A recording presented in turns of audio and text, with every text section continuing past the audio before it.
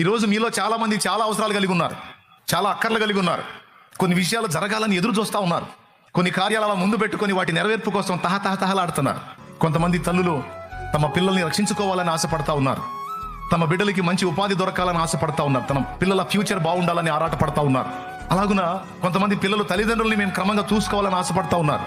Right, నువ్వు ఆశించేవి అవి భూ సంబంధమైనవైనా ఆత్మ సంబంధమైనవైనా మనుషుల దయతో అవి జరగవు.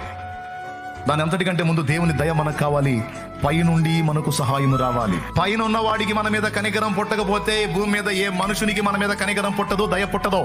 మనం బాధపడుతుంటే వాళ్ళు అసహించుకుంటా ఉంటారు, మనం ఏడుస్తుంటే అవతల వాళ్ళు విసిగించుకుంటా ఉంటారు.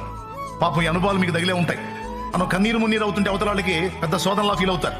అంటే మనుషులకి మన మీద దయ పుట్టదు. ఎవరైనా మన మీద దయ తలచి మనకి ఏదన్నా సాయం చేశారంటే మన మీద ఫస్ట్ ఎవరికి దయ కలిగిందో తెలుసా? ఆయనకు దయ కలిగింది. ఆయన దయ మనుషులు నిన్ను దయ చూపడానికి కారణమైంది.